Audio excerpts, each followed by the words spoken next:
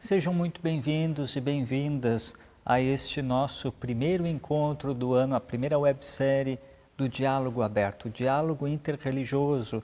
Inicia-se aqui a campanha de finados, iluminando memórias, trazendo justamente luzes sobre vários aspectos, sobre vários pensamentos, de várias vertentes, e você é o nosso convidado especial a nos acompanhar, a embarcar conosco nesta jornada rumo ao grande mistério da vida, quando falamos da morte, luto e pós-morte.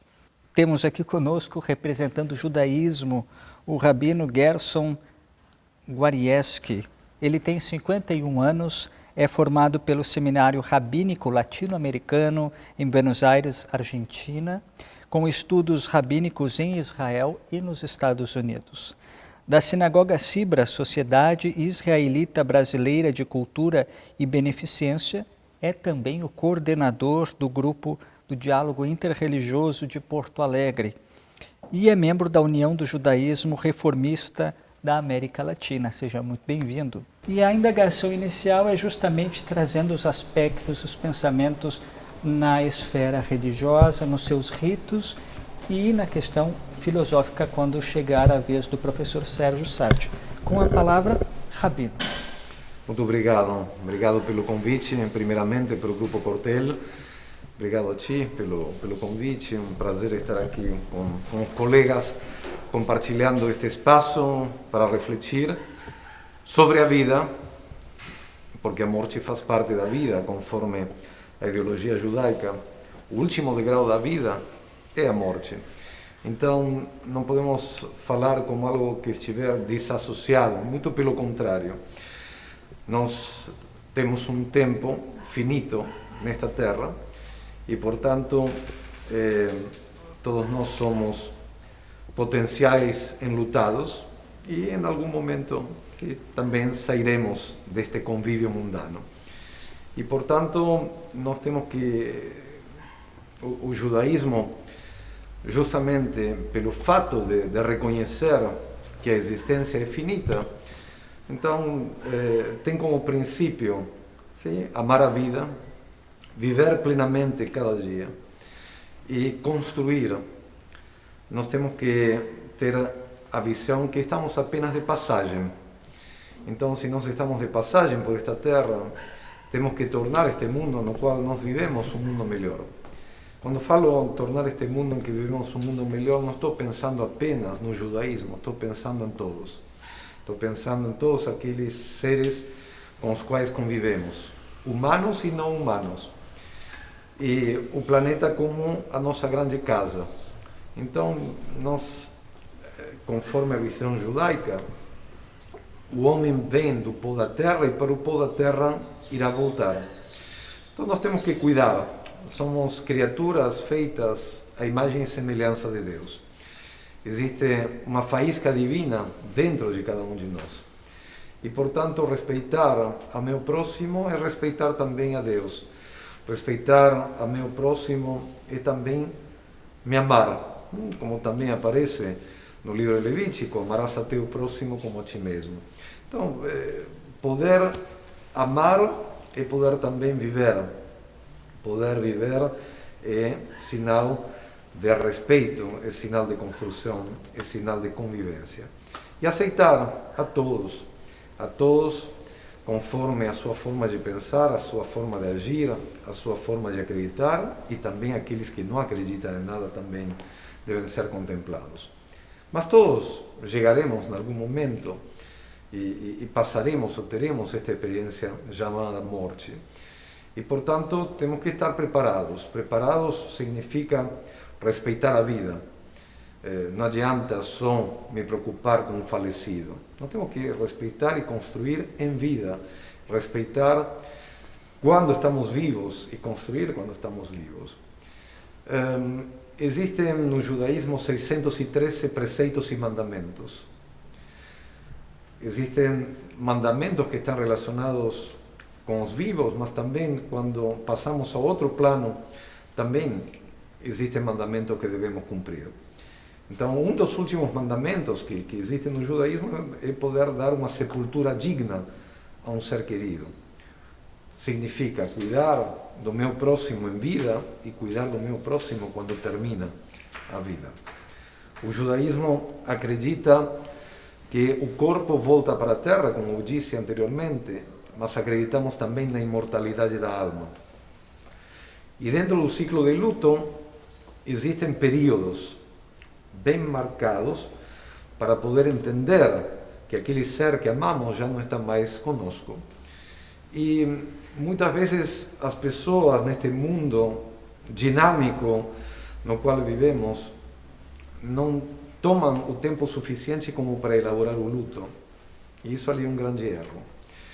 Dentro do judaísmo temos o período então de Shiva, de 7 dias, logo após o falecimento, que é o período do luto mais intenso. Depois temos o período de Shloshim, o período de 30 dias, que também faz parte de um luto intenso, mas um luto onde progressivamente vamos voltando aos poucos à nossa rotina. E dentro deste primeiro período de 7 dias, necessitamos ser assistidos pela família, pela comunidade. As pessoas devem se preocupar pelos alimentos dos enlutados, devem se preocupar por dar uma força maior. E se acompanha a família do enlutado com preces diárias o tempo todo. Quando termina este período de 7 dias, passamos o período de 30 e só após do 30º dia que temos a permissão, conforme a lei judaica, de voltar para o cemitério, de voltar para o local onde deixamos, onde enterramos, onde descansa, onde repousa aquele ser querido. Por que aqueles 30 dias e qual é o motivo dos 30 dias? Bom, temos nas fontes bíblicas diversos relatos de 30 dias que o povo chorou a seus, poderíamos dizer assim, líderes. Tem esse relato no falecimento de Arão, o irmão de Moisés, tem também quando o próprio Moisés falece, o povo fica enlutado durante 30 dias. Então isso aí acabou virando também parte dos costumes modernos, guardar luto por 30 dias. E se levanta esse luto quando passa esse período, quando a pessoa pode retornar para o cemitério para fazer uma primeira visita e para fazer, poderíamos dizer, as primeiras preces no local onde descansa o ser querido. E depois desse período de 30 dias, nós temos aquilo que se chama o Yurtzeit, que seria o aniversário do falecimento, que seria exatamente o momento no qual se fecharia todo esse período, no qual, conforme a tradição judaica, se levanta um monumento, se levanta um local para fixar a lembrança daquele ser querido que já não está mais fisicamente conosco.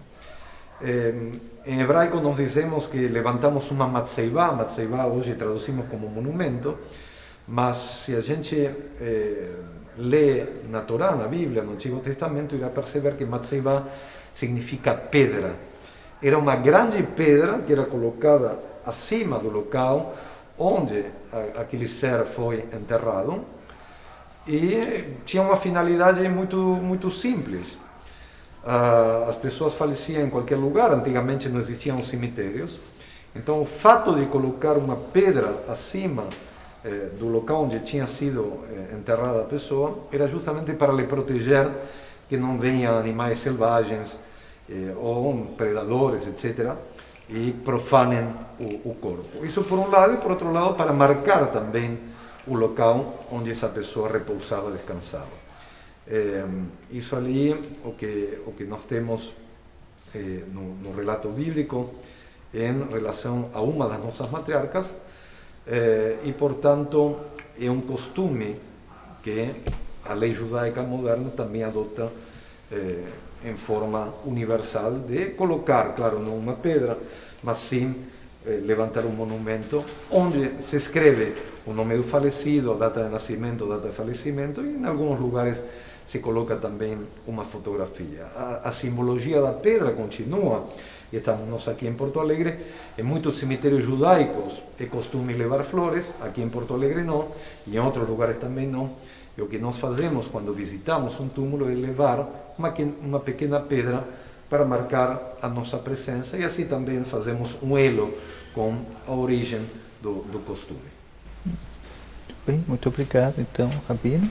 Na visão católica cristã, o professor Frei Capuchinho Luiz Carlos Suzin tem 72 anos, é bacharel em Teologia pela PUC do Rio Grande do Sul, Faculdade de Teologia, licenciado em Filosofia pela Faculdade de Filosofia, Ciências e Letras de Ijuí, mestre e doutor em Teologia pela Pontifícia Universidade Gregoriana de Roma.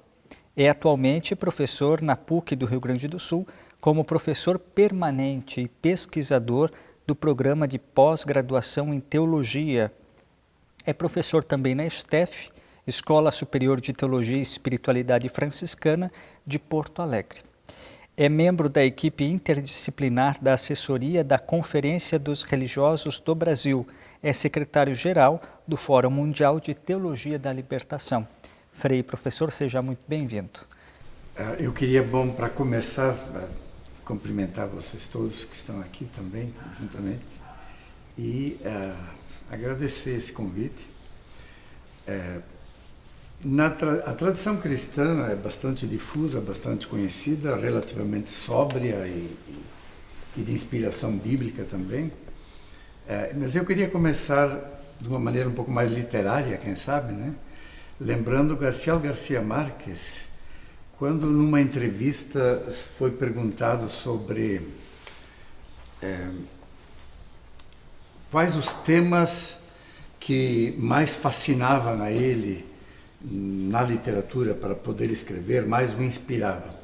E ele respondeu assim que havia apenas 2 temas que realmente valiam a pena sempre apostar neles em termos de literatura: o amor e a morte. E depois ele acrescentou que, sobretudo quando esses 2 temas se cruzam, quando amor e morte se encontram. A gente pode imaginar, de fato, no grande romance, no folhetim, na telenovela, essas coisas realmente podem ser comprovadas. Mas tem um sentido profundo, de fato, né? De certa maneira, vale a pena a gente viver por aquilo que vale a pena morrer, né? Só vale a pena viver por o que vale a pena morrer. Portanto, a pergunta seria se vale a pena morrer por aquilo que a gente está vivendo. Né? Porque, enfim, a nossa vida é finita, a nossa vida ela se esgota, mas a gente pode dar a ela um sentido que vai para além dela. E como se faz isso? Aí entra o tema do amor mesmo, né? Se a gente vive por amor, do ponto de vista até da experiência, a gente tem experiência de que o mal, aquilo que é mal, a maldade, ela pode ser destruída, ela pode ser superada, né? O perdão, a reconstrução, a expiação podem superar o mal. O bem não. O bem, a bondade, por mais que a gente tente destruir, não há possibilidade, ou seja, ele é eterno, como se diz também no livro da sabedoria sobre a justiça, né? A justiça é eterna, é imortal. Então há experiências que diante da morte se faz de forma muito pequena, muito finita também, mas que dão um sabor de eternidade e que movem a gente à confiança, né, diante da morte, porque de fato ela é um mistério, a gente não tem como achar que pode dominar a morte, ela é que nos leva não somos nós que a conduzimos, né? Na tradição cristã, evidentemente, Cristo é a figura central que nos ajuda a decifrar a vida e a morte também, consequentemente. E na profissão de fé cristã, a ressurreição de Cristo é uma configuração, dentro de uma tradição literária também, né? Nesse sentido, junto com uma tradição judaica.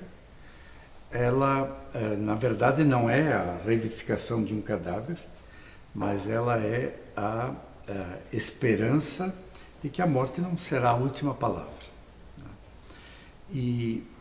Mas tem sempre esse lado doloroso, esse lado difícil, que até Freud percebeu que vem da própria narcisismo natural, né?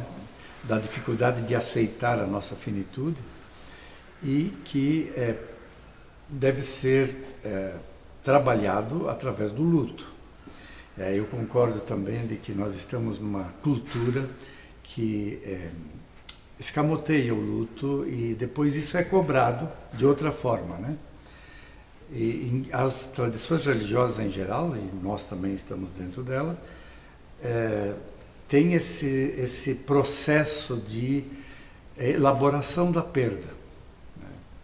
De uma elaboração da perda através do recurso à fé, às tradições, à esperança que a tradição alimenta, e desses recursos rituais também, que são normalmente os rituais mais arcaicos, porque são os rituais mais sagrados, os mais difíceis de serem tocados, exatamente porque se trata de um acontecimento que nós não podemos manipular. Tá bom, muito obrigado, professor Frei Luiz Carlos Suzin. Na área filosófica antropológica, o professor Sérgio Sardi, ele é doutor em filosofia pela Unicamp, São Paulo, professor da Escola de Humanidades da PUC do Rio Grande do Sul. Seja muito bem-vindo. Muito obrigado, agradeço a estar aqui entre pessoas tão iluminadas que fizeram das suas vidas um exemplo de que há um sentido maior em nossas existências e mais que em suas palavras. Agradeço por vocês existirem. E ao Grupo Cortel, a iniciativa, né, de promover esse diálogo interreligioso, algo tão importante nos dias atuais. A morte é sempre um grande desafio. A morte nos põe em crise. E talvez se trate, então, de tomar essa crise e torná-la em um desafio, em um movimento de autotransformação, em uma ultrapassagem, em algo que nos apresente um sentido maior. Crise, aliás, é uma palavra grega, vem do verbo krinou, né?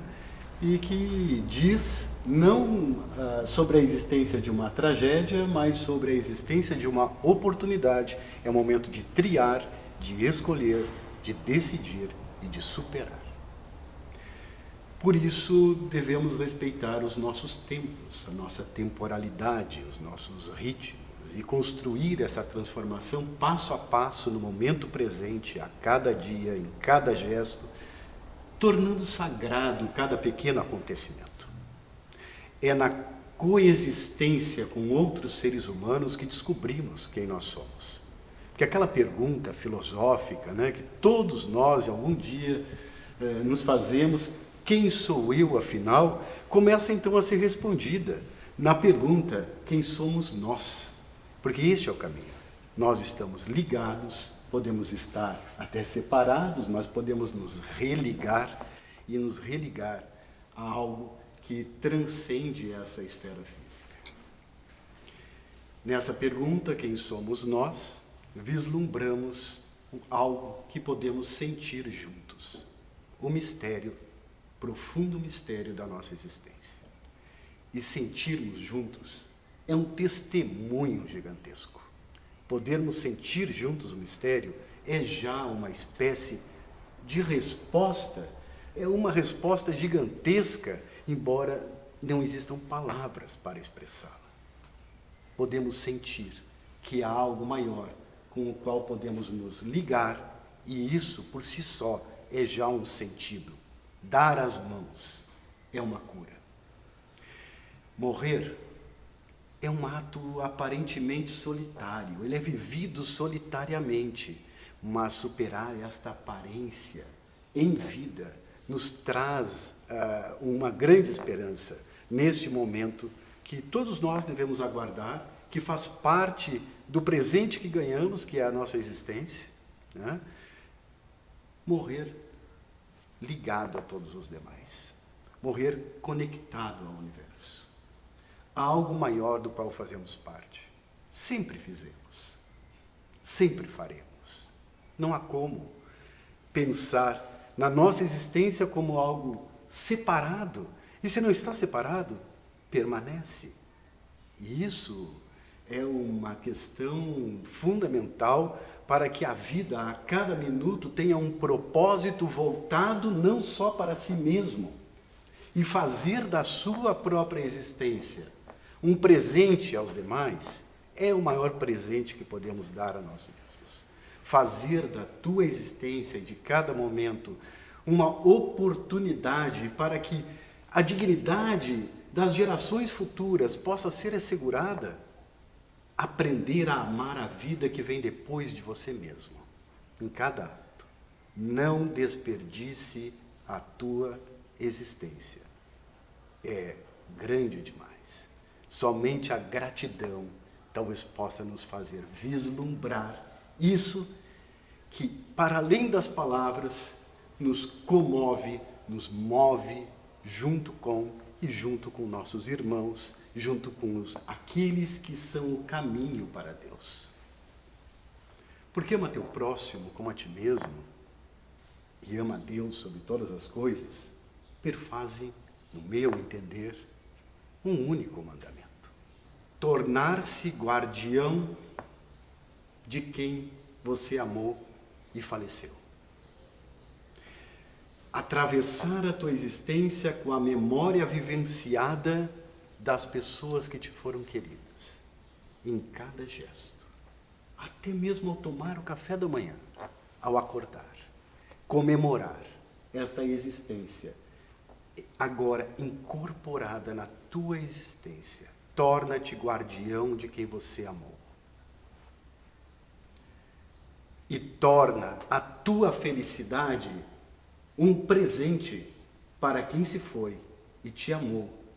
Porque se esta pessoa puder estar te olhando agora, é isso que ela deseja para você, neste momento. Faz da tua felicidade, construída a cada dia, um presente para quem aqui esteve, te amou e continua te amando. Amar a si mesmo não pode ser um gesto egoísta. É quando nos cruzamos com outros seres humanos, com a vida inteira do nosso planeta, que nós percebemos que é algo luminoso e que vale a pena, sim. Vale a pena sentir, mesmo que tenhamos que ter coragem para isso, uma humilde coragem, que não é apenas humildade, mas coragem, que nos permita reconhecer nosso lugar no universo. E nesse ponto, colocamos-nos como humanidade um grande desafio aos nossos tempos, né? A morte individual está agora também conectada à morte de múltiplas espécies, de florestas, de ecossistemas do nosso planeta, como nos diz querido Papa Francisco na Laudato Si. Esse desafio é um desafio pela vida, tem um sentido, tem um valor.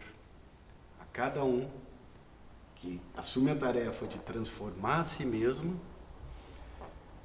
meu desejo de que ele possa fazer isso, ajudando o outro a transformar a si mesmo também. Muito obrigado. Obrigado, professor Sérgio. Profundidade, hein? Veja que temos que assimilar isso tudo, todas essas informações. Com a palavra, representando a matriz africana, temos a senhora Celeste Alves Nunes.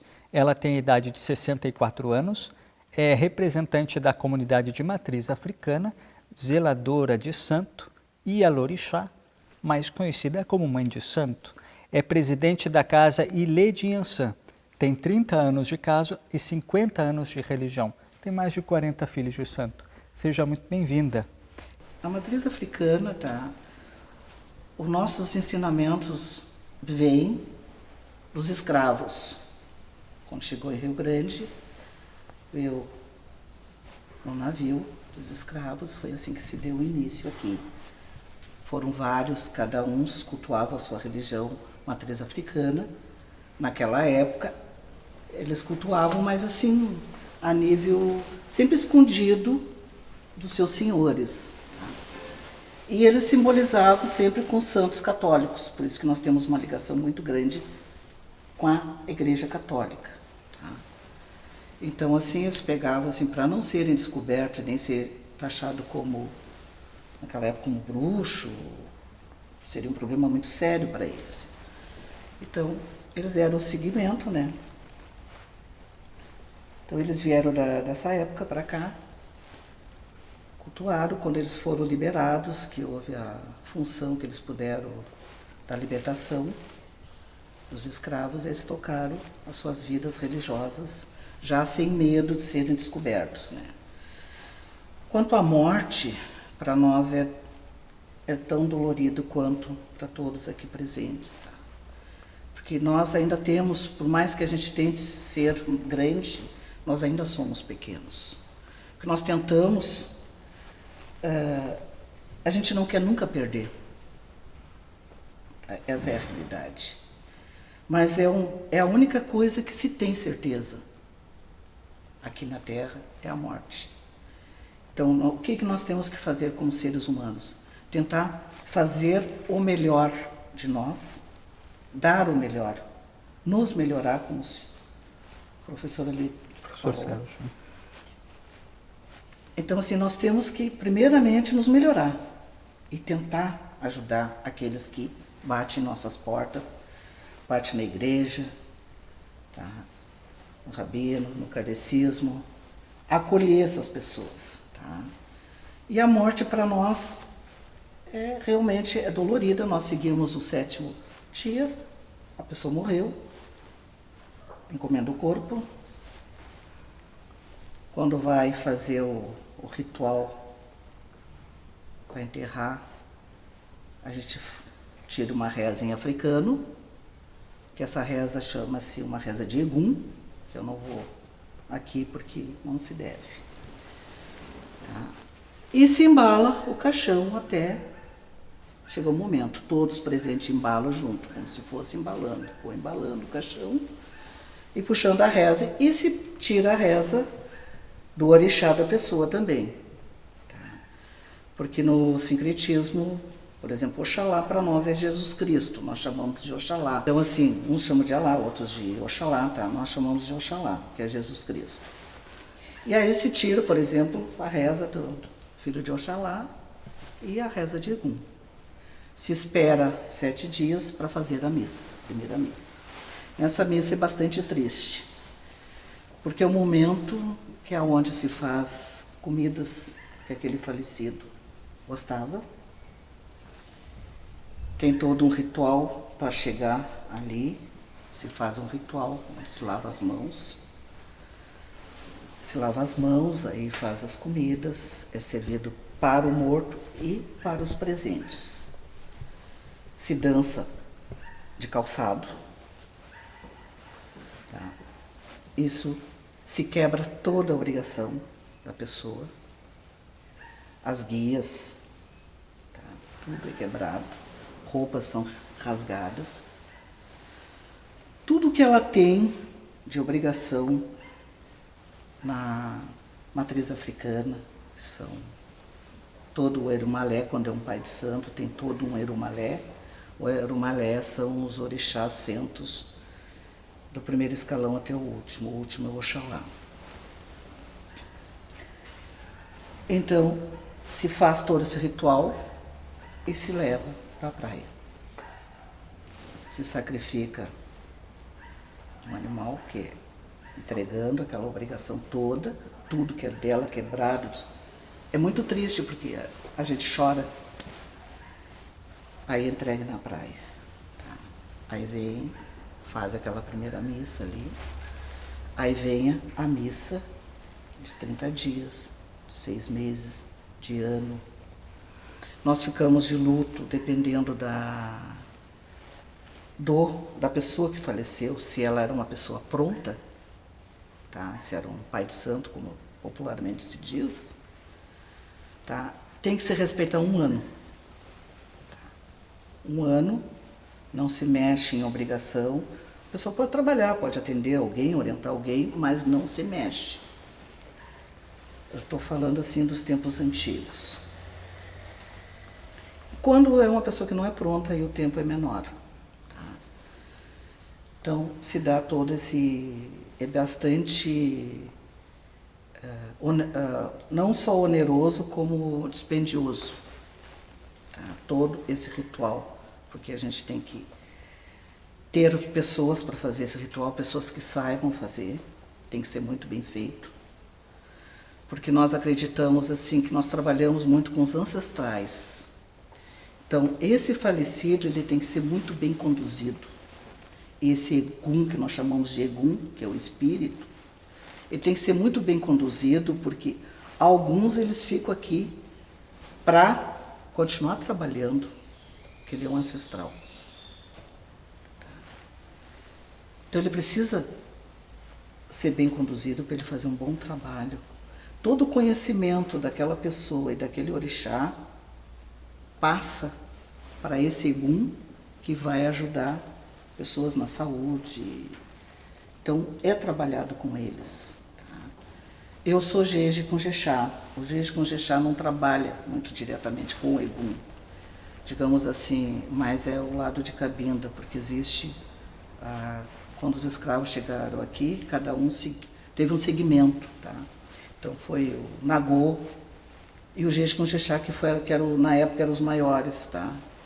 E teve a Cabinda, que a Cabinda sim, ela trabalha... O Jeje e o Jexá, eles fazem isso aqui, ó. A Cabinda começa no cemitério. Nós, Jeje com Jexá, terminamos no cemitério. Tá? Então, nós fizemos toda essa obrigação, que nós chamamos de obrigação, esse rito do falecido, do morto, mas nós, do Jeje com Jexá, nós não somos de prender o egum, tá? De ficar trabalhando com aquele egum. Tá? A gente liberta ele, deixa que ele siga o rumo do Criador. Tá? E temos o luto de 7 dias, que não se mexe absolutamente nada, ou 30 dias, ou 6 meses, o ano, tudo depende, cada escala de, digamos assim, tempo de religião que a pessoa tem. Se é um pai de santo, se é um filho que era pronto, tá? É assim que funciona. Tá? Eu acho que é... Isso, então. Muito obrigado, senhora Celeste, pelas colocações. É sempre interessante entender um pouquinho de cada esfera. Muito interessante, muito obrigado. Falando sobre a linha espírita, o senhor Éder Geraldo Cardoso. Ele tem 59 anos, é contador, é atual presidente do Instituto Espírita Dias da Cruz, iniciado na doutrina espírita desde agosto de 1990. Seja muito bem-vindo. Agradecer a oportunidade de conhecê-los, de nos conectarmos, ou melhor, como a gente não se vê pela primeira vez, segundo a nossa crença, no Espiritismo. O Espiritismo se baseia principalmente no cristianismo, né? Nosso Senhor Jesus Cristo é o nosso guia, como se diz na Umbanda. Mas no Espiritismo a gente começa questionando a existência de Deus. Quem é Deus? O que é Deus? E aí, ao questionar Deus, nós começamos a perguntar, cara, mas e os atributos? O que precisa para ser um Deus? E chegamos à conclusão de que ele há de ter a perfeição absoluta. Então, Deus não erra, Deus não castiga, Deus não volta atrás. E a justiça de Deus? Ele nos colocou aqui num planeta, nos confins do universo, nascemos, crescemos e morremos, acabou tudo. Uns vão para o céu, outros vão para o inferno, outros vão para cá, outros vão para lá. Então, nós consideramos que somos espíritos imortais criados por Deus, simples e ignorantes, e que estamos aqui nesta existência, neste planeta, para aprender. Estamos numa escola, uma universidade, um colégio, e estamos todos conectados. E a morte para nós nada mais é que o retorno à pátria espiritual. Eu ouvi uma definição de um frei franciscano, uma vez num velório, que eu achei magnífica, como ele definiu a ressurreição e a reencarnação, porque o Espiritismo acredita na reencarnação. E ele disse que tanto a reencarnação como a ressurreição eram iguais, a diferença era o ponto de vista. Que a ressurreição é quando a gente morre e ressurge para a vida espiritual. Quando a gente reencarna, é quando a gente retorna ao corpo físico para dar seguimento ao nosso aprendizado. Então, na doutrina espírita, nós seguimos, a imortalidade da alma segue, somos imortais. Nós somos espíritos imortais, encarnados num corpo físico, por um período de aprendizado, e depois temos, pela justiça de Deus, tudo que nós fizemos, não gosto de usar a palavra errada, mas tudo que nós fizemos que não conhecíamos, a gente tem a oportunidade de voltar e refazer caminhos. Se eu prejudiquei alguém por ignorância, eu tenho a oportunidade. A gente sempre diz que eu queria voltar quando eu tinha 18 anos, eu queria voltar atrás e refazer de novo. E a gente pode. Chico Xavier falava muito isso, que a gente não pode mudar as coisas, não pode voltar atrás, mas pode iniciar num novo dia e recomeçar e tentar corrigir os erros. Prejudiquei, magoei, tem sempre a oportunidade de voltar atrás. Porque todos aqui falaram no amor. E o amor é o combustível que nos move. O amor, o respeito, a compreensão. Eu costumo dizer nas palestras que Deus não perdoa. Algumas pessoas, como assim Deus não perdoa? Porque Deus nos compreende. Então, quem compreende não se ofende. Então, não há necessidade de perdão. Mas nós estamos ainda muito atrás, nós precisamos aprender muita coisa. Nós precisamos nos amar mais, nos respeitar, nos conhecer, nos colocar no lugar do outro. Porque é muito fácil a gente julgar. Eu não conheço a sua vida. Por você ter chegado até aqui na sua idade, a gente não sabe o que o senhor passou. Então, eu não posso lhe julgar. Não posso lhe julgar. Porque Deus não nos julga. Deus nos dá a oportunidade de recomeçar. Então, e a única verdade absoluta que nós conhecemos, a verdade absoluta, é única, é a morte. Que vamos morrer, que o corpo físico vai desagregar. O resto são verdades absolutas, são pontos de vista, que com o tempo vão mudando. Então, o princípio básico da doutrina espírita se baseia na ciência, na filosofia e na religião, que a ciência a gente questiona e quer provas, na filosofia a gente tem uma outra visão da vida, da morte, e a religião que é a ligação direta com o Criador, ou com a Criadora, porque se a gente fosse dar sexo a Deus, seria quem cria a mulher, não é o homem, não é? Então, esse é o princípio básico, que estamos aqui em aprendizado com oportunidades de refazer caminhos. Cada um de nós escolheu um caminho para seguir, mas, afinal, a linha de chegada vai ser a mesma. E a base de todas as religiões é a mesma. É o amor, é a crença de que existe algo mais além de nós, porque um universo infinito, com infinitos órbitos, só aqui tem vida inteligente.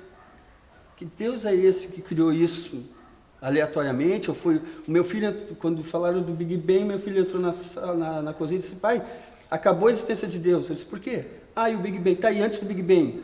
O que era o antes do Big Bang? Então não acabou nada. Claro que ele fez isso para mexer comigo, né? Sabe como é que é jovem? E eu disse: e antes? E o antes? Se tu me disser o antes, quer dizer que não existia nada, era um nada absoluto, aí daqui a pouquinho deu uma explosão e... Não, só um pouquinho, tem mais coisas aí. Então nós somos muito pequenos ainda, nós somos muito ignorantes. Nós ainda não sabemos amar, não sabemos respeitar. E é isso que a gente busca. E a pessoa, quando desencarna, ela deixa o corpo físico e segue para uma morada aonde a consciência dela a leva. Se ela é uma pessoa boa, se ela é uma pessoa que está lutando, se ela é uma pessoa má, que não conhece a verdade ou que não tem conhecimento, cada um vai para o lugar aonde se assemelha. Então essa é a nossa visão. É muito rico esse encontro e eu me solidarizo com todos vocês, porque a essência deste encontro, desse diálogo aberto interreligioso, está embasado no respeito. E é nesse respeito de uma conversa amiga, fraternal, que nós nos encontramos. Agradecemos a todos vocês que nos acompanharam nesse nosso primeiro encontro, nessa primeira websérie, e Grupo Cortel, a vida se renova.